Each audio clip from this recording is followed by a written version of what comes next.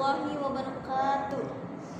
Baiklah, kita di sini akan membahas berbincang-bincang tentang bab 4, di mana tugas dari bab 4 ini yaitu kita diminta untuk menurunkan lagi indikator tujuan dari taksonomi Bloom, revisi soal HOTS dan aktivitas bermakna dari bab sebelumnya.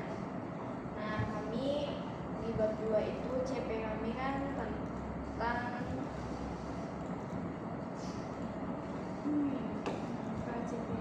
CP kita kami ini tentang energi dan perubahannya.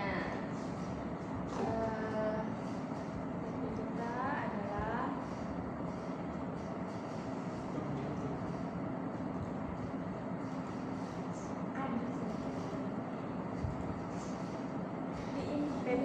TP kita itu yang pertama itu mengidentifikasikan berbagai bentuk energi dan sumbernya melalui pengamatan klasikal, yaitu seperti murid diminta untuk menunjukkan pengertian energi itu apa, lalu itu mereka diminta untuk melakukan contoh sumber energi, terus mengidentifikasi bentuk energi, terus menentukan sumber energi tiap benda itu apa aja, dan menjadikan hasil dalam bentuk tabel.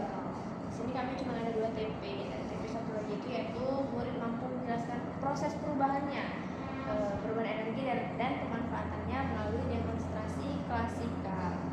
Di mana indikator perubahan hasilnya itu yaitu yang pertama tuh murid diminta menjelaskan konsep perubahan energi itu seperti apa sih, dan mengamati juga demonstrasi perubahan energi, lalu menguraikan urutan perubahan energi secara sistematis, karena masalahnya banyak sekali kemarin itu siswa itu mampu menyebutkan beberapa macam energi dan mereka tahu perubahan energi itu misal dari energi panas menjadi energi listrik atau energi listrik menjadi energi panas, cuman urutan perubahannya itu mereka masih belum sistematis. Nah, ini nih makanya kami membutuhkan TP ini. Juga murid diminta untuk memberikan contoh pemanfaatannya. Dan juga yang terakhir itu murid menyimpulkan pentingnya energi bagi kehidupan sehari-hari.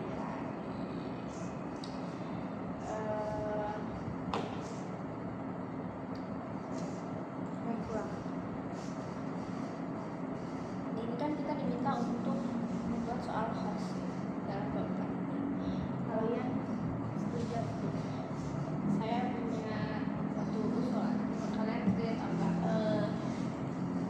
Yang pertama itu khas itu kan membuat siswa mampu berpikir secara kritis atau lebih mendalam. Contohnya tuh kita minta kita meminta murid untuk menganalisis penggunaan energi dan membuat solusi hemat energi dalam kehidupan sehari-hari. Bukan hanya mereka menyebutkan jenis energi saja. Gimana menurut kalian?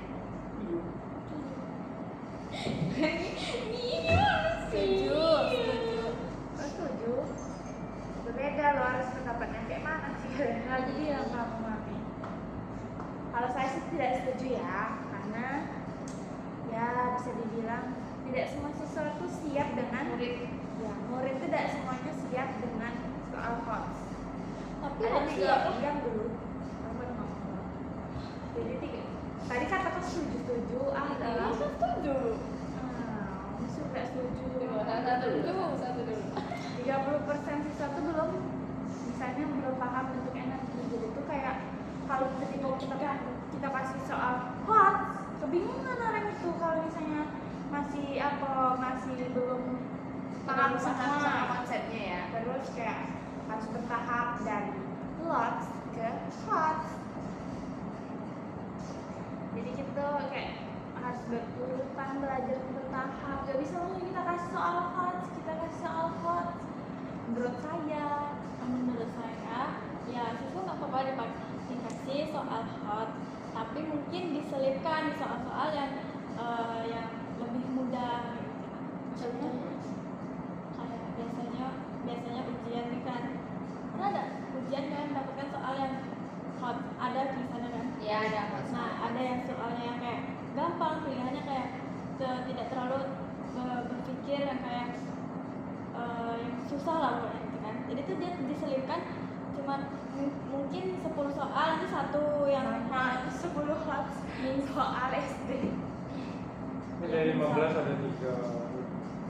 kayak bukan semuanya hot gitu, tapi itu Oh. ya, mungkin itu juga untuk mengasah ini ya, pola pikir siswa, karena kan kalau misalnya semuanya soalnya lots, mereka berpikirnya belum, menurut saya sih belum terlalu itu kritis gitu. Nah tapi kalau di misalnya kayak tadi ada 15 soal lots, ada 15 soal 12 soal lots, 3 diselipkan soal hot. Jadi kan mereka ada juga tuh mungkin mereka seperti mereka tuh diajarkan untuk berpikir kritis, itu tahap-tahap untuk mengenalkan mereka terhadap cara berpikir kritis. Jadi diselipkan beberapa soal hot di antara soal Tapi hot. kan kita kan tetap harus kayak melihat situasi. Seperti Ya kita juga harus seperti melihat situasi dulu kan, situasi kelas tuh kayak mana, gimana gitu.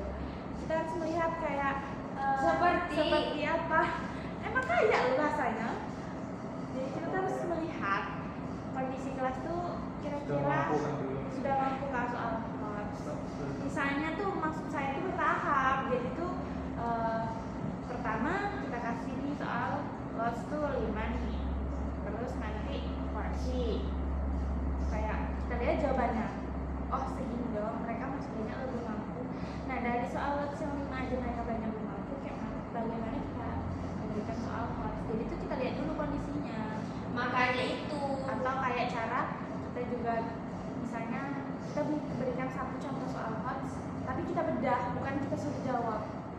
Oke, paham. Saya Gini, kalau menurut saya, makanya tadi kan kata Friska kan takutnya nanti ada yang ngerti, ada yang enggak. Makanya itu kita harus dari TP yang kita buat di minggu lalu, makanya itu harus tercapai semaksimal mungkin. Dan kita harus bisa menggunakan waktu dengan seefisien mungkin. Karena kan dari TP kita aja kita tujuan pembelajarannya udah mengarah ke mengarah agar murid mengerti apa itu energi, bagaimana bentuk energi, perubahan energi secara sistematis, contoh energi dan sumber-sumber energi. Nah jadi kalau menurut saya tidak menutup kemungkinan ya 70% lah, 75% lah soal hot tentang berpikir kritis ini itu bisa diterapkan di kelas ini tadi. Ini kan bukan hanya menunjukkan jenis energi, tapi di sini kan tadi murid diminta menganalisis penggunaan energi dan membuat solusi hemat energi. Nah, bukan kalau soal watsnya kan dia mungkin hanya kita minta menyebutkan energi itu apa gitu, pengertian energi itu apa gitu. Dan juga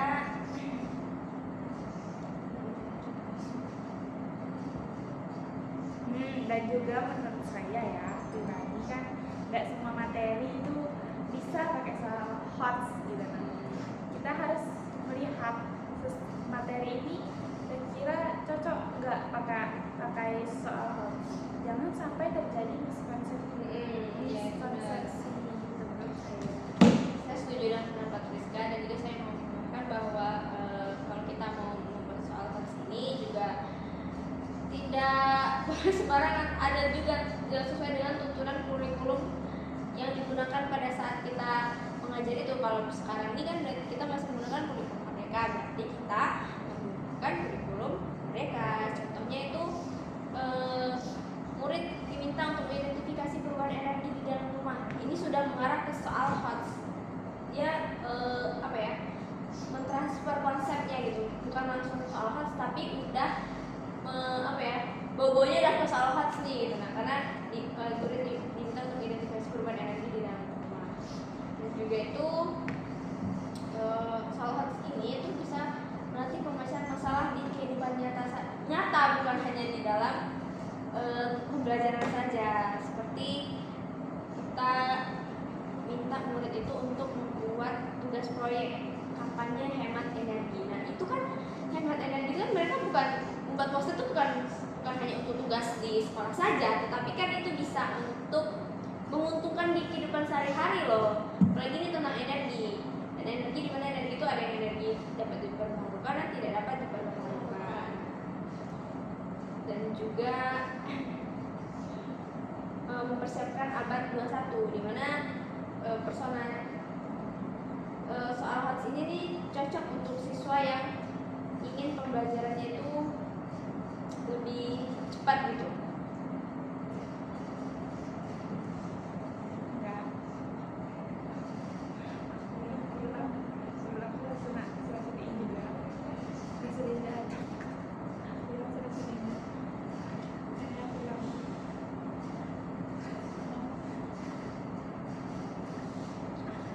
Kalau menurut kalian sih gimana tadi tentang tujuan pembelajaran yang harus selalu berbasis HOTS?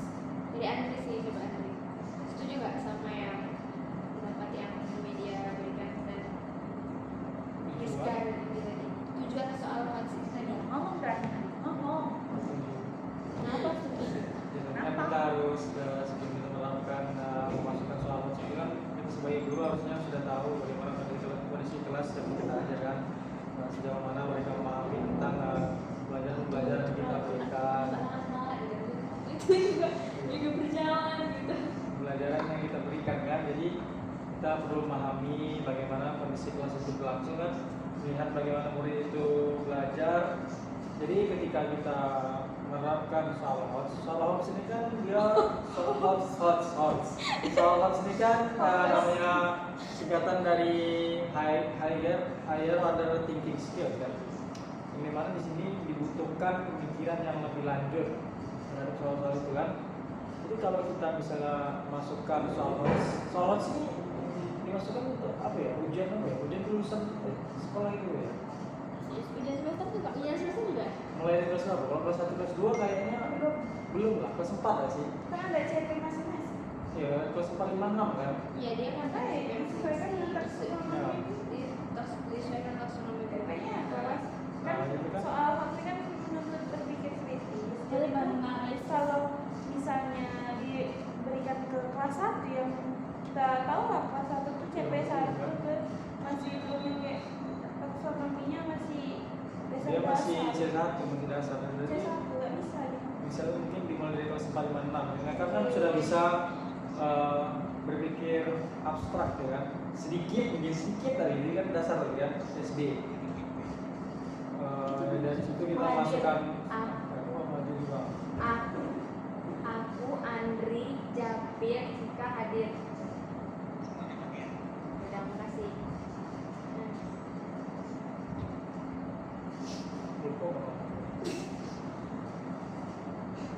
Lanjut. Hadir. Yes, sir. Cik. Di dalam bapak tadi itu kan ada yang membahas tentang tujuan pembelajaran itu harus selalu smart dan tight. Nah, kalau menurut kalian gimana? Tujuan pembelajaran itu harus selalu smart dan tight.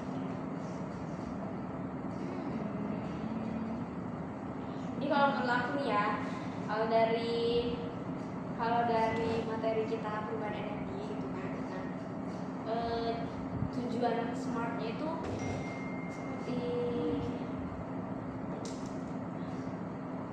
seperti verbanya jelas, terus indikatornya itu juga jelas. Nah, saya ngerasa di tugas kita minggu lalu itu udah benar karena kita udah menjadikan tabel perubahan energi.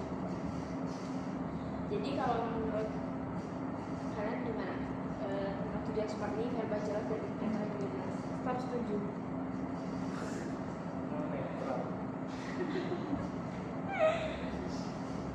Ya namanya tujuan belajar kan kayak dibilang bersaudara kan harus spesifik gak sih? Ya Jelas. harus jelas. Iya harus jelas dan harus tahu arah tujuan. Tujuannya kemana? Jadi kita bisa menurunkan habis tujuan pelajaran menurunkan ke alur tujuan pembelajarannya. Itu sih. Ya, setuju aja sih. Tapi kan ada berbagai kontranya waktu itu banyak orang kurang setuju karena kayak pembelajaran ini jadi terlalu baku di kelas saat nyata gitu. Jadi waktu praktiknya tuh terbatas. Nah, dan tujuan detail terkadang sulit tercapai. karena Itu terlalu masalah waktu. terfokus ke detail-detail yang sudah disiapkan itu. Mereka tuh jadi kayak dengan waktu mereka kejar-kejaran tanpa mempedulikan situasi kondisi. Karena kan ya memang kita ini sudah merancang sebelum masuk ke kelas tuh mau gimana nih alur belajarnya. Cuman aku ngerti. kadang Jadi kita sebagai seorang guru tuh kita kalau misalnya kita sudah menyiapkan SPP, kita udah nyiapin nih schedule kita hari ini mau ngapain. Ada nih batas waktunya nih 30 menit anggap aja. 30 menit. 2 JP berarti 70 menit 2 JP. Kalau misalnya apa yang ada di SPP kita itu tidak sesuai dengan kenyataan di kelas seperti yang Rizka bicarakan, kita harus punya opsi lain nih. Makanya itu. Ini tugas jadi kita sebagai seorang guru kita harus punya opsi lain apabila di SPP kita tidak sesuai dengan waktu pembelajaran di kelas. Misalnya kita mau naik tadi tentang dengan sesuatu tentang kalian tadi pagi udah sarapan atau belum, kita sebagai guru tuh kita maunya mereka ada yang jawab udah bu gitu kan, belum bu tapi kenyataan di kelas mereka jawabnya semua pada belum bu. Jadi kita tuh punya opsi opsi lain gitu. Jadi itu tadi kita di sini belum bisa sih memberikan contohnya apa karena ini kan sesuai dengan materi. Ini kita belum bisa mengaitkan dengan salah satu materi. Kalau kita juga terkadang terlalu detail tuh jadi ini agak sedikit menghambat kreativitas guru karena disebabkan kedetailannya itu yang sudah terancang rapi itu menjadi tidak fleksibel itu guru tuh jadi kan kita ini harus sebagai guru kan harus improvisasi. Maksud sekali tadi jadi itu lebih banyak siswa yang ini ya yang beraktivitas gitu. Enggak, maksudnya tuh kayak Seperti bukan, maksud saya itu seperti kalau sudah terancang dengan smart dan detail, dia tuh sudah nih jelas ini harus kayak gini, harus seperti ini. nggak satu kali ada begitu. Tetapi terkadang tuh kan kita nih harus improvisasi yang seperti kata Widya tadi. Misalnya jika tidak sesuai dengan yang sudah kita rancang, kita ada opsi lain nih. Kita wajib punya opsi lain. Tidak terlalu Dia harus menyesuaikan dengan kondisi yang ada. Iya. Harus siap. Sorry ini, Tidak akan antisipasi lah ya. sorry ini apa? Setuju. Apa? Setuju apa? Tujuh itu apa? Apa sih Udah lah kita harus jadi lah nih. Setuju apa? Ya itu tadi seperti yang dibilang. Apa yang Apa? aku bilang? Apalah? Apa?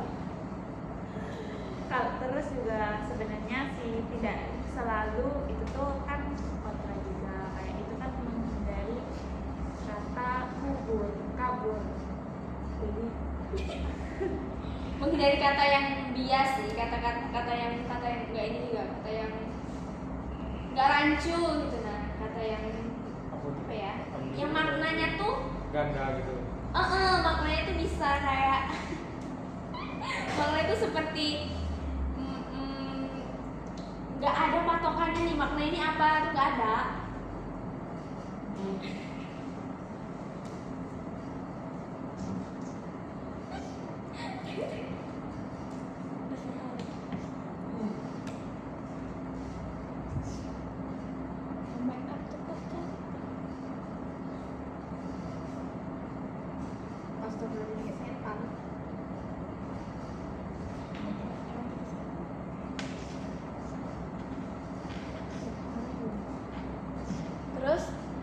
terus apa? Kamu lah ngomong lagi ah. Tentang tujuan pembelajaran smart lebih detail. Mulai bilang boy.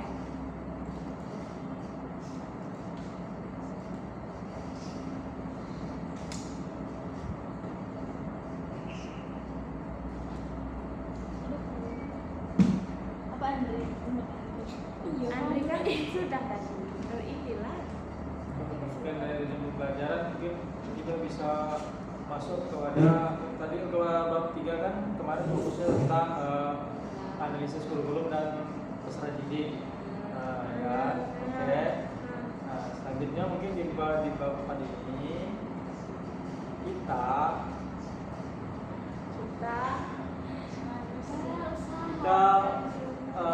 memfokuskan yang sudah ada dalam 3 dan 4 tadi ke dalam kurikulum. Kita selaraskan. Contohnya? Contohnya ini kan mungkin dari tujuan pembelajaran yang kita buat kan, kita kemarin membuat apa tuh tujuan pembelajaran ada 3 lah. Dua, cuma Dua temanya ya. cuma 2. Nah, itu kan kita membuat apa saja yang harus dilakukan oleh apa saja yang mampu dilakukan oleh mahasiswa. Nah, ada indikatornya mungkin seperti bukti spesifik dan juga bukti yang teramati yang mana menunjukkan tujuan pembelajaran tersebut telah tercapai. Aktivitasnya Nah, dari aktivitas tersebut lah kan para siswa itu paham bagaimana proses perubahan energi, apa saja energi dalam kehidupan sehari-hari dan apa saja contohnya, itu saja. Udah. Tidak tahu berapa. Pancing. Dia takut. Dia. Ya. Jadi saya ingin menambahkan sedikit tentang tujuan pembelajaran harus selalu smart dan benar itu dimana tujuan smart ini membantu guru merancang pembelajaran yang jelas dan rinci. Pada part ini tujuan operasional sebenarnya itu membantu guru tahu bahwa apa yang harus dicapai dan bagaimana menilai keberhasilannya. Ini tadi ini PR untuk kita membuat RBP sebenarnya. Contohnya itu yaitu menjadikan tabel energi. Nah ini soal smart dan lebih detail ini tuh bisa membantu pembelajaran itu lebih terarah dan asesmennya itu lebih objektif, tidak secara umum gitu, dan menghindari tujuan yang seperti disebut tadi tujuan kabur ini maksud itu juga masih diambang-ambang. terus juga mana lah terus juga itu mau topik loh.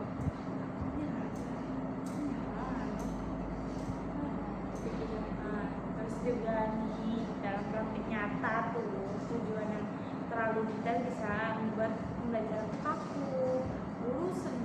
Guru sering menghadapi kondisi kelas yang dinamis sehingga tidak semua tujuan smart bisa tercapai sesuai rencana dari guru tersebut. Teman-teman guru sekalian,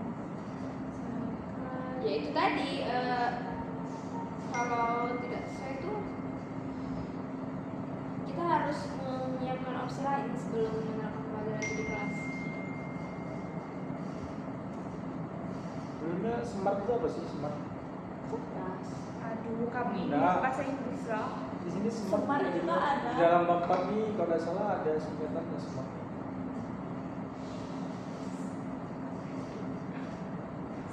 Bentar ya, lihat dulu ya. Kalau nggak salah bahasa ya tadi ya. Sih semua masuk.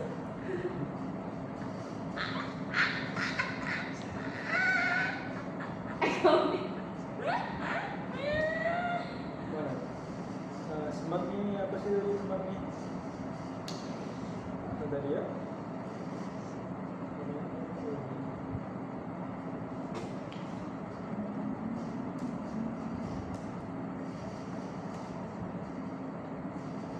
Nah, ini smart nih. Smart itu kan ada tuh masing-masing hurufnya itu kan ada apa? Ada kepanjangannya S, seperti S itu kan spesifik. Kok ini terus? Iya, intinya itu dari smart itu tuh pembelajaran itu tuh lebih terarah loh, Iya. lebih ada tujuannya, ada juga proyeknya sesuai waktunya tuh, maksudnya tuh waktunya tuh udah efektif dan efisien, itu lebih spesifik lagi. Mereka ada dua lagi terus. Ya, Jadi yang dimaksud smart sini pertama itu kan ada sudah kayak gini baru dia benar. spesifik yang mana tujuan pembelajaran itu kan harus spesifik dan juga harus terukur dan pastinya dapat dicapai. Kita tujuan cuma kita buat tujuan pembelajaran tapi tidak bisa dicapai kan cuma itu relevan, maksudnya relevan yang sesuai dengan kondisi yang ada dan menyesuaikannya dan juga berbatas waktu. Jadi kita harus bisa mengalokasikan waktu dengan sebaik-baiknya agar tujuan pembelajaran itu tercapai secara maksimal. Ada juga sini namanya kan ada dua angka smart ABCD. ABCD ini sudah kita buat kayak tugasnya Bapak Eko Kuntarto, yang mana A ini adalah audiens, jadi siapa atau peserta didik, siapa itu maksudnya peserta didiknya atau muridnya ya. Behavior, B ini behavior itu kemampuan apa, maksudnya kemampuan itu apa hal operasional yang murid lakukan. Yang ketiga itu condition atau kondisi. Yang keempat itu ada degree atau ini derajat, mungkin maksudnya ini tingkat kepahaman. mungkin kriteria atau kualitas mungkin tingkat dia lah. Misalnya secara tepat gitu kan, secara maksimal mungkin gitu.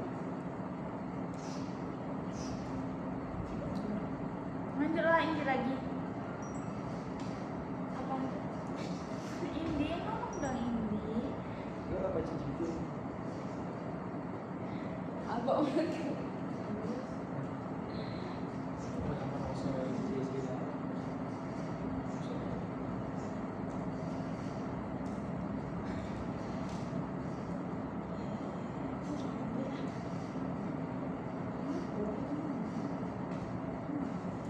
Dia mau ngomong, oke.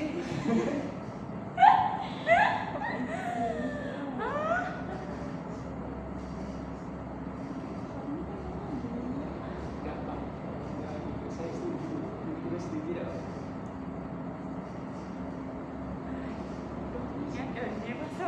Nah, jadi kan tadi makna dari yang kedua tadi, yang dari smart tadi itu yang seperti saya bilang tadi itu tujuan besar itu perlu diterjemahkan menjadi indikator kecil yang konkret, itu lebih terarah. Indikator ini membantu kita sebagai seorang guru itu melihat sejauh mana perkembangan murid. Tapi makna lainnya adalah indikator ini tidak boleh terlalu rinci seperti yang dilakukan tadi ya. Nanti bisa membuat guru kurang kreativitas dalam mengajar. Kamu bener kata Nah, menurut kalian apakah hal ini harus diterapkan dalam pembelajaran? Kok nggak harus?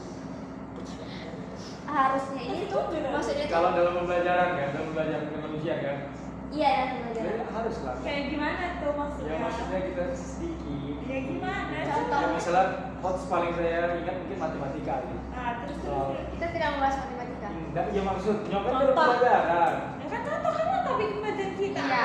Paham kalau IPAS juga ada dulu IPAS. Ada loh. Ada IPA. Ya ada dikit. Ya benar. Setuju. Ini ya, Oke, jadi, oke. analisis peserta didik lebih penting daripada murid. Murid.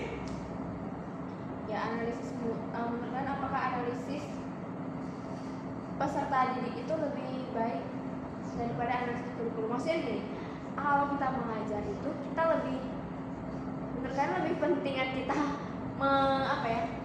memakai kurikulum sesuai kurikulum atau kita memfleksibelkannya dengan kondisi di kelas, dengan kondisi murid?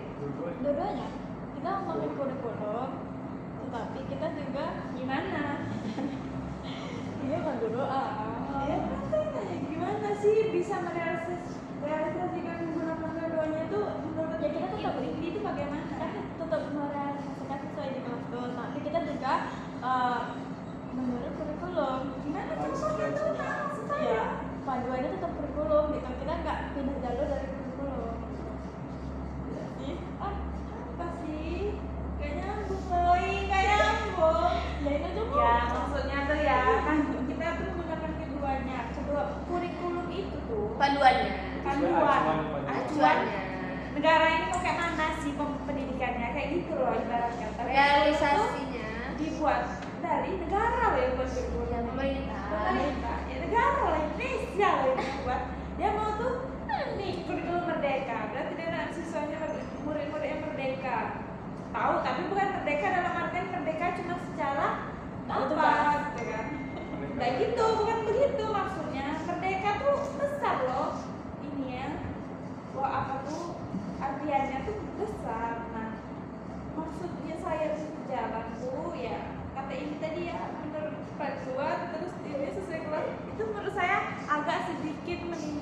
orang nggak paham ya apa yang dibilang Ambigu ya. karena sebenarnya itu maksudnya tuh kita mengikuti panduan Kurikulum ini wajib nih kita ikuti Wajib, wajib nih. acuan kita nih kurikulum, tetapi dengan kondisi kelas. Nah itu kita gabungkan. Bagaimana caranya menggabungkan kondisi kelas dengan kurikulum ini agar tetap sejalan. Menyelaraskan. Artinya yang pertama itu kan pembahasannya tentang keselarasan kurikulum serta analisis peserta didik yang sudah ditempuh kemarin.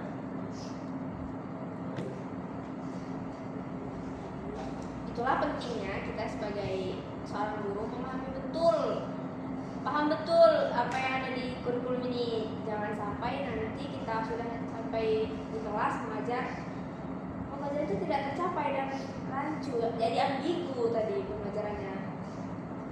Nah, terus topik keempat itu ada tujuan pelajaran harus diturunkan dari kurikulum dan kreativitas guru. Kalau menurut saya sih, saya kurang setuju dengan topik ini. Kalau tujuan pembelajaran itu harus diturunkan dari kurikulum bukan kreativitas guru. Karena kalau diturunkan dari kurikulum TP, ini maksudnya kurikulum pembelajaran TP kan? Nah, TP, kalau cara pembelajaran kan memang dari kurikulum. Oh, kita mengenai. Iya, di sini kan dia bilang tujuan pembelajaran harus diturunkan dari kurikulum bukan kreativitas guru. Kalau saya kurang setuju karena kalau CP itu kan yang mengikat secara keseluruhan. Kalau TP ini lebih objektif lagi, lebih mendasar lagi, lebih terarah lagi mau kemana ini. Nah kalau misalnya dia buat TP ini berdasarkan kurikulum, nanti kreativitas guru tuh apa ya? Gimana ya kayak? Nah kalau misalnya nih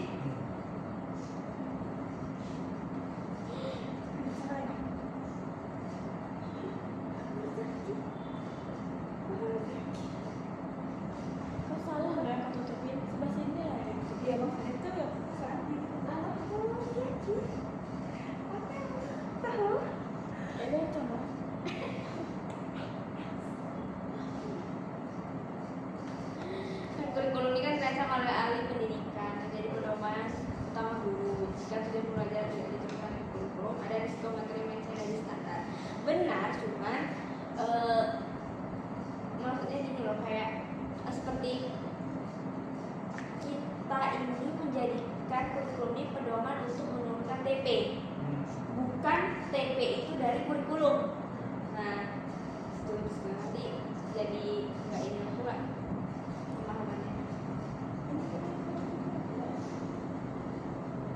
Iya loh, bebek.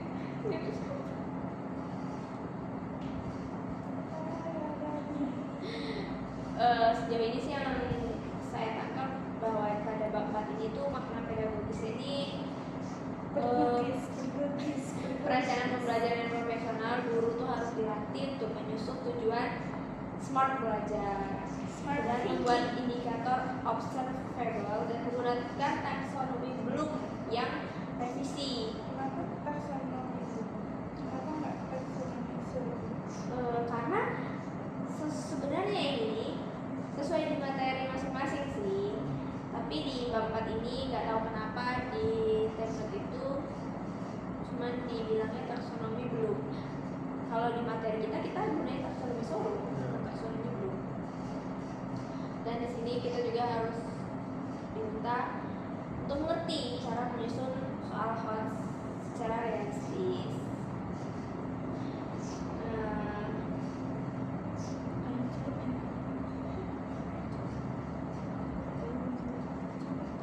Pada bab 4 ini tuh diajar mengubah kurikulum yang abstrak dan analisis murid menjadi desain pembelajaran yang lebih operasional. Kalau makna keempat ini bagi murid, pertama sih mungkin pembelajarannya lebih jelas nih tujuannya kemana. Jadi murid ini tahu nih, ini mau belajar apa nih, ini akhirnya gimana nih gitu. Jangan kan murid kita aja sebagai mahasiswa kalau nggak jelas tujuan pembelajaran mata kuliah ini apa, pasti kita nggak paham kan gimana. Sering terjadi miskonsepsi tugas kan pengertiannya, misal kayak seperti bukannya seperti ini ya ngerjainnya, Tapi kan buatnya kayak gini. jadi ada miskonsepsi pengertian di situ. Nah, terus juga yang kedua tuh makanya itu aktivitasnya lebih bermakna, dan juga tidak hanya sekedar hafalan tapi ada praktik di sana. Di sini murid jadi lebih aktif, berpikir kritis dan memahami konsep, bukan sekedar mengingat. Ingat ya, paham udah pasti ingat, ingat udah pasti paham.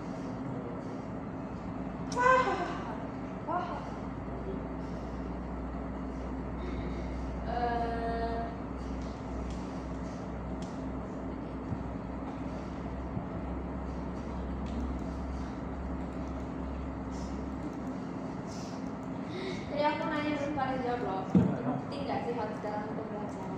Apa? Penting nggak sih soal HOTS ini? Penting banget. Penting kan belum ada. Iya, pentingnya tuh apa? Gitu. Kenapa?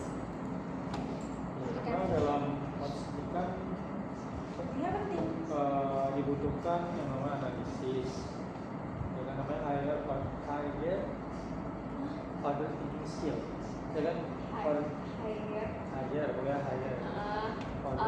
skill, thinking skills, ya kan. Terus itu kan dibutuhkan yang namanya Apaan tuh? analisis, Artinya apa? evaluasi, dan juga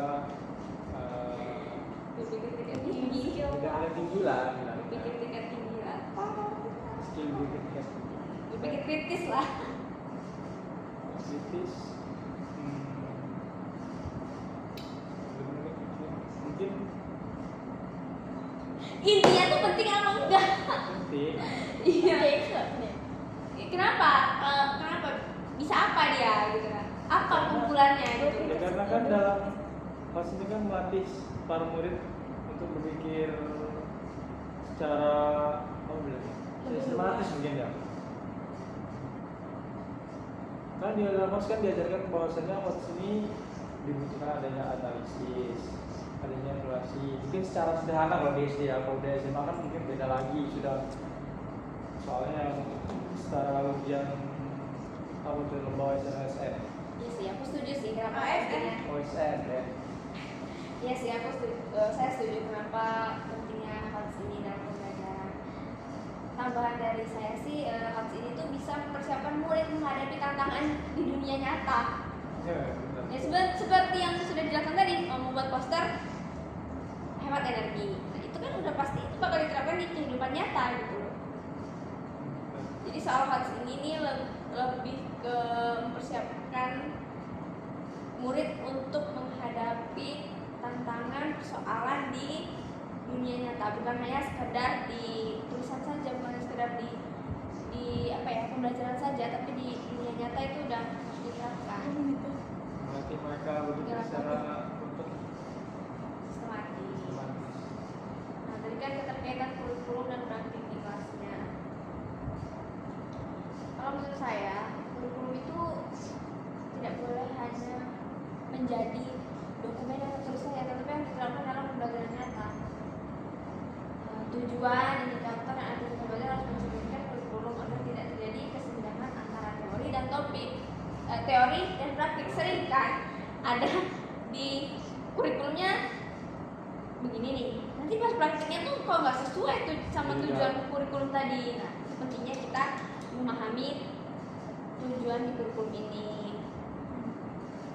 Kurikulum ini harus hidup dalam setiap pembelajaran. Apa lagi cuy? Capek ngomong. Profesionalitas guru dalam perencanaan. Keren ya. Kemampuan menyusun tujuan indikator menunjukkan kualitas profesional guru. Guru profesional tidak hanya mengajar, tapi merancang pembelajaran secara sadar dan terstruktur agar hasil belajar maksimal, bukan hanya sekedar besok materi energi ya udahlah ajari apalah tentang energi ajari aja lah semua yang saya tahu. Nah itu guys, tuh ibarat kalian kayak misalnya anak emang gimana cara buat teh, ajarilah nyunat tuangnya panas mah. Nggak kayak gitu. Oh bisa kamu yang gitu, jelaskan lah. Nggak bisa. Kamu ngobrol lagi.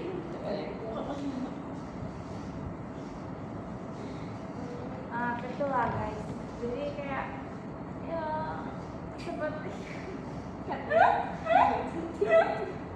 Ya jadi maksudnya ya penting. main hot, orang lagi bahas profesionalitas guru loh. Guru tuh nggak boleh sekedar hanya mengajarkan. Oh, Kalau hanya mengajarkan tuh semua orang juga bisa loh. kalau misalnya guru yang hanya datang ke kelas terus disuruh anak muridnya baca sendiri terus dirangkum sendiri, Bukan mengajarkan, terus apa?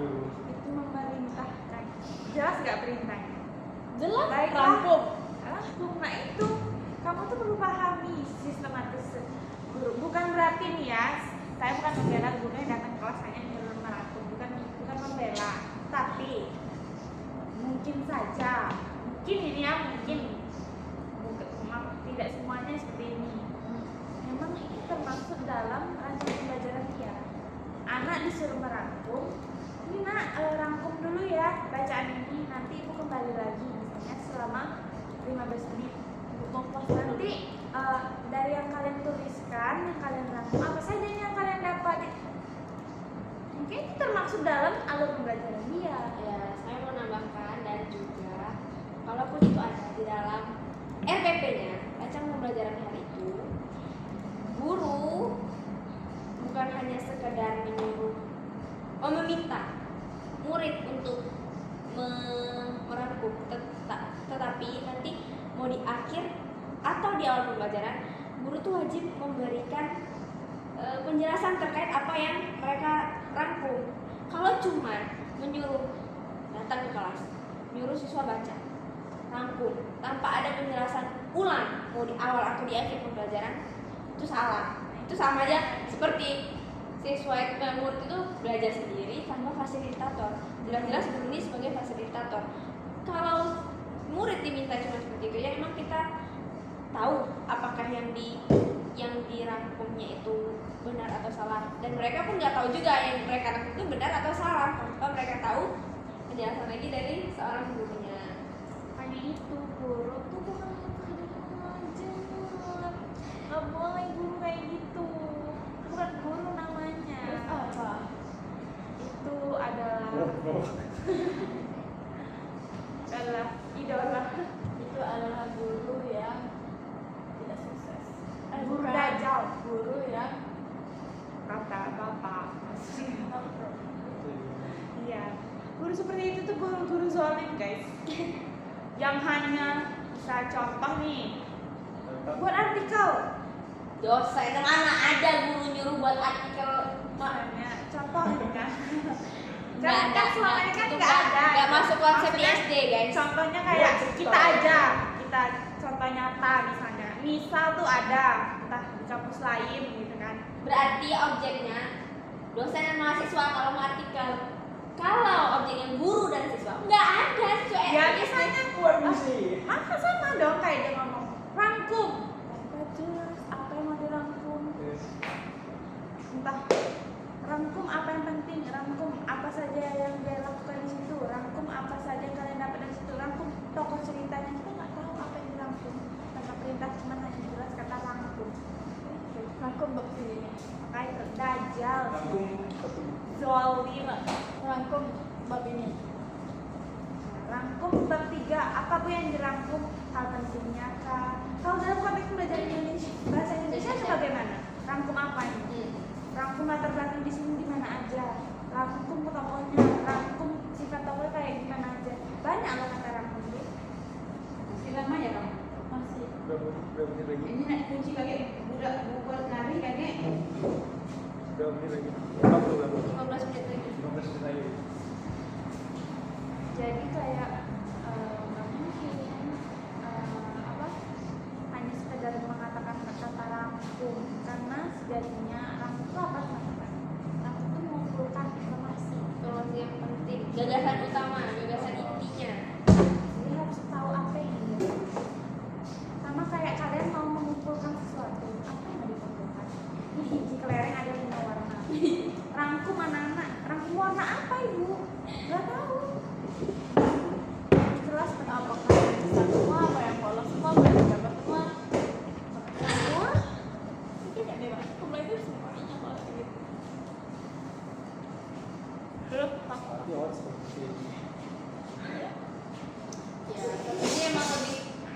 ini emang lebih penting daripada lots di pendidikan modern sekarang. Itu melatih siswa untuk berpikir terus. Orang bertanya bahas profesional dia masih lagi balik ke Jadi strategi dia untuk penerapan HOTS itu apa?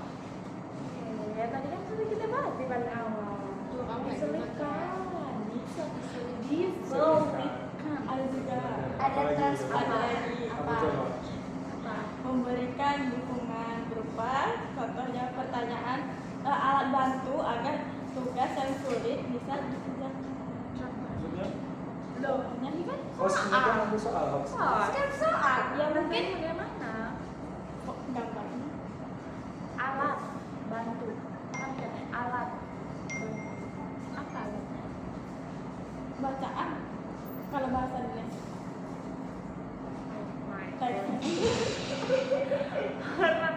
Benar. Benar kan? Benar ya kan? Omongan penting yang penting Ngomong. dia tahu tak kalian dia ngomong dulu baru Benar kan? Maksudnya bacaan itu kayak mana misalnya? Tadi kan maksudnya tadi kan yang pertama kan dengan cara menyelipkan strategi. Tadi menurut Anda ini apa ya?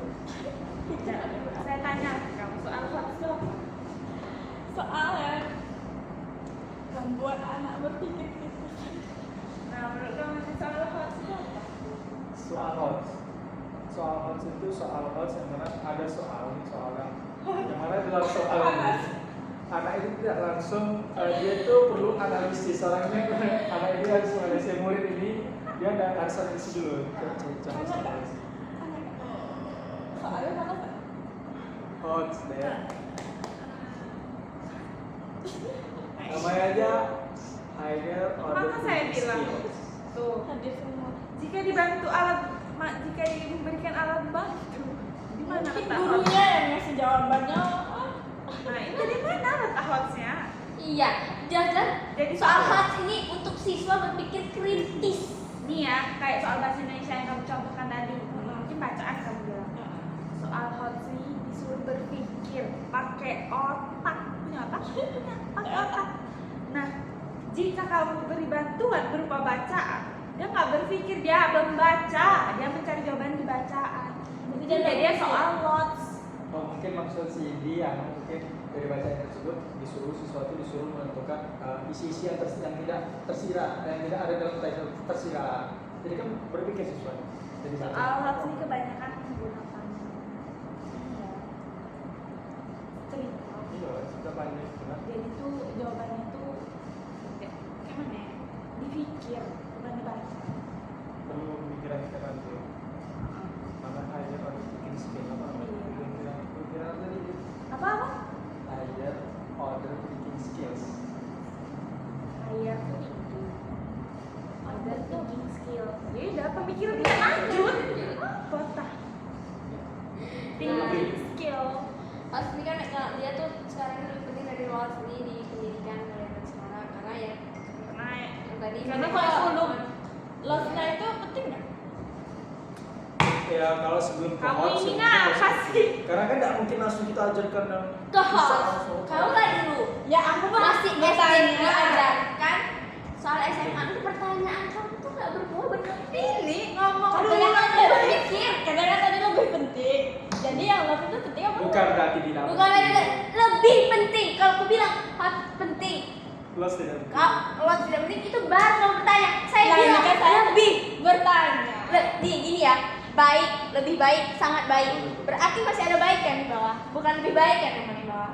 Tolong deh, bu kalau nggak kalau ngomong dulu baru pikir kalau salah bukan ngomong emang sih saya kalau tidak ada soal lo gimana mau jadi host? kita mau buat assessment gimana lo? Nggak ada lot sih. Walaupun semua mungkin nilai ujian kebanyakan Penting dong. Nah, makna ini adalah pendidikan modern tuh menuntut kemampuan berpikir tingkat tinggi atau tingkat lanjut agar murid siap menghadapi tantangan di masa depan. Kita tidak tahu Nah itu apa yang ada di guys. depan. Kurikulum sekarang kan nama merdeka.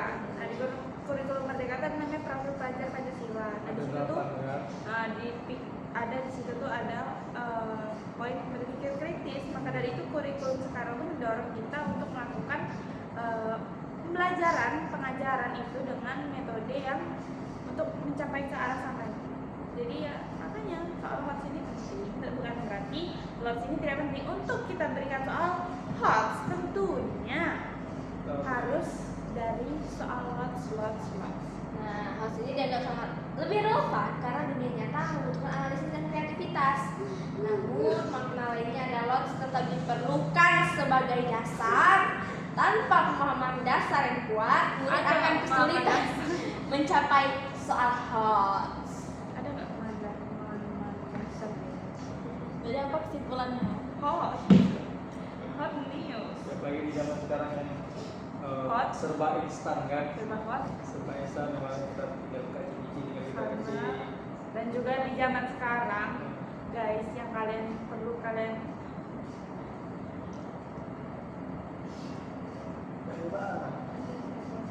Kamu baca mana sih? Kamu nggak sih? Kok? Ini kesimpulannya jadi apa? kayak enggak lah. Kamu Jadi apa aja seperti yang sebelah apa nanya? tadi kamu ngomong apa nih? Saya lupa lah gara-gara dia nih. Dari zaman yang sekarang serba Ya itu maksud saya. Kita nih sekarang anak SD saja sudah dituntut mempunyai literasi digital. Literasi digital Jadi ya. soal HOTS ini sangat berfungsi sebagai pendukung untuk mereka bisa memilah, bisa menghadapi masalah digital ini. supaya mereka bisa bijak dalam menggunakan Karena kalau sudah berpikir kritis, pasti menggunakan sosmed, bukan sosmed, menggunakan handphone atau gadget dengan cara kritis. mereka bisa bijak Ya itu seperti Semuanya ini seperti pengertian literasi berarti kita bisa menggunakan dengan cara yang baik, menggunakan mengelola Nah, itu. Jadi dengan efektif efisien. sebenarnya pemerintah ini udah sangat keren ya, sudah keren banget. dalam hal pendidikan, maksudnya lebih tepatnya kurikulum. Mereka sudah merancang sesuatu yang harus dipenuhi oleh tenaga pendidikan dengan zaman sekarang. Jadi sekarang coba kita bahas ini kalian kurikulum pendidikan ini gimana? Menurut kalian? Dibandingkan dari 2013 kemarin.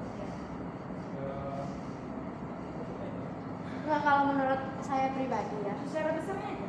menurut saya pribadi penggunaan kurikulum merdeka di Indonesia pada saat ini itu belum mampu dan belum mencapai tujuan sebenarnya. Maksud saya belum bisa sebenarnya direalisasikan sekarang gitu. Karena di otak gimana ya, semakin dia bilang kan merdeka belajar gitu kan. Kok yang saya lihat dari adik-adik kelas saya waktu SMA nih, karena saya masih menggunakan waktu itu kurikulum 13 belum kurikulum merdeka. Mereka ini lebih senang ke apa ya? Ya karena mereka project, mereka memang lebih kreatif. Tapi kalau untuk berpikir dan misalnya kita berikan soal gitu yang membutuhkan pemahaman yang hot lah gitu kan, mereka nggak bisa menjawab. Namun sebenarnya nih, saya menggunakan kurikulum merdeka dari awal masuk SMA. Saya sudah menggunakannya. Terjadi karena perubahannya yang sangat tiba-tiba. Tanpa ada uji coba. Sudah ini dicobanya teman-teman. Nah, sebenarnya kurikulum merdeka yang sempurna itu, yang seutuhnya itu sudah dirancang dari awal. Itu yang disebut fase A, fase B itu kan kurikulum merdeka. Nah, mereka tuh sudah memberikan proyek perjenjang fase. Jadi 3 bulan sekali itu ada namanya proyek. Nah, proyek itu ya, proyeknya itu nih misalnya 3 bulan pertama proyeknya menuntut kreativitas anak. Proyek kedua di bulan selanjutnya itu menuntut berpikir kritis. Mereka tuh memenuhi 8 profil Pancasila itu. Jadi hal itu dipenuhi selama pembelajaran. Jadi kalau misalnya yang kayak Widya tadi ngomong, ada beberapa yang mungkin karena mungkin mereka pas kelas 2 nggak baru dapat langsung tiba-tiba beralih dari mereka kelas 10 nih yang awalnya kurikulum biasa langsung beralih ke kurikulum merdeka, ya kan, seperti itu. Jadi mereka agak sedikit kayak kejomplangan. Nah itu makanya jadi bagian proyek berpikir kritisnya terlewati. Itu kalau saya pribadi dari gimana ya? Menurut saya kurikulum Merdeka ini bagus karena dia bisa memasukkan apa ya, dalam kita saat bersekolah itu di proyek-proyek itu ada life skill yang diasah dalam memecahkan masalah. Iya, banyak, kayak misalnya saya proyek pertama saya tuh ya membuat sesuatu lah, vacuum cleaner gitu kan, buat vacuum cleaner. Nah, di situ kami ya yang dituntut kreativitas. Lalu yang kedua kami disuruh proyek kami apa sih namanya, buat film tentang tentang permasalahan yang terkait Pancasila gitu. Jadi kami di situ dituntut untuk memecahkan masalah. Jadi kami diberikan misalnya ada namanya kertas proyek. Kami tuh gimana ya? Laporan beda, laporan dua. Laporan satu tuh laporan mata pembelajaran, laporan yang kedua laporan proyek. Jadi di proyek itu kami selama proyek itu kan 1 bulan full. Nah itu kami nggak megang buku sama sekali. Kami diberikan Kebebasan. bukan kebebasan, kami diberikan lembar kerja proyek. Di situ kami ya ngisi apa yang lembar kerja proyek itu. Selain dia ada misalnya, dia itu kan kolaborasi antar mata pelajaran ya, misalnya 3 mata pelajaran gabung jadi 1. Nah di situ misalnya seni budayanya di kreativitas, sedangkan bahasa Indonesianya di berpikir kritis, seperti itu. Jadi menurut saya tuh kadang memang tidak terlihat pemisah antara kreativitas, pemisahan masalah, berpikir kritis, tetapi sebenarnya sudah jadi satu kesatuan dalam sebuah proyek. Jadi saya sebenarnya ya setuju aja lah dengan kurikulum Merdeka. Oke lah, bisa lah. Karena juga mereka nih menuntut penggunaan gadget pada masa sekarang. Iya, betul sekali. Mereka gimana ya, membuat kita nih melakukan hal-hal yang tidak biasa kita lakukan di SMA, yang biasa aja di luar pembelajaran gitu dilakukan. Karena kan gimana? Terus juga mereka sudah melakukan pemilihan mata pelajaran. Jadi kita bukan lagi memilih apa yang kita mau saat mau kuliah, tetapi saat kita naik dari kelas fase E, kelas 10 itu ingin naik ke fase F, itu kita sudah memilih mata pelajaran yang kita inginkan, yang sesuai dengan misalnya kan kalau kita kuliah ambil kedokteran, apa sih mata pelajaran harus kita lebih tekuni? Itu biologi. Jadi mereka menghemat waktu.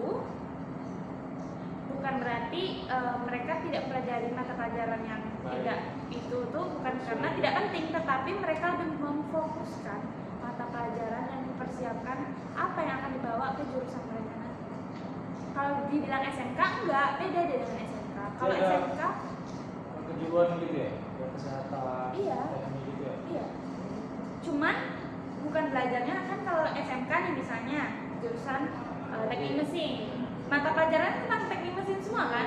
Beda karena mereka praktek. Sedangkan kalau kurikulum Merdeka ini misalnya mereka teknik. Nah, apa sih yang mendukung teknik itu? NPK lanjutan, fisika. Nah, itu mereka tuh mendukung jurusan itu gitu nah. Bukan praktik langsung tentang jurusan itu. Berarti yang linear ya? Kalau saya tuh kan saintek. Tapi saintek itu ada saintek 1, saintek 2. Saya saintek 1 yang lebih teknologi. Nah, di situ kami lebih menekankan cara pembuatan aplikasi, cara pembuatan cara kayak nge-hack gitu sebenarnya, cara memperbaiki sistem, kayak gitu kami belajarnya. Sedangkan untuk saintek 2 mereka lebih ke sainsnya, bukan teknologinya. Mereka lebih ke IPA. Makanya gitu. Jadi kalau sebenarnya kadang kan kalau saya nanya kamu IPA atau IPS, saya jadi bingung jawab seberapa.